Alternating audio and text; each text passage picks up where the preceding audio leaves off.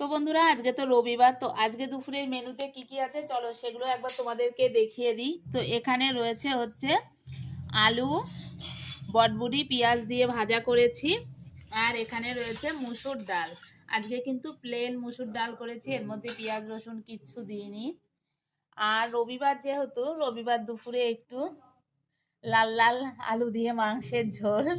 তো এই লাল লাল আলু দিয়ে মাংসের ঝোল কে কে খেতে ভালোবাসো, গরম ভাতের সঙ্গে কিন্তু ভীষণই ভালো লাগে। আর আমাদের বাড়িতে কিন্তু চিকেনের ঝোলই হয় বেশি। আর এখানে সব শেষে মানে শেষ পাতে খাওয়ার জন্য রয়েছে আমড়ার টক। তো এই হচ্ছে আজকে দুপুরের আমাদের মেনু।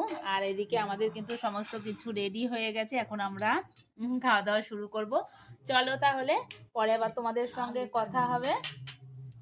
আর তোমাদের দুপুরে কি কি মেনু হয়েছে কমেন্ট সেকশনে জানিও। চলো।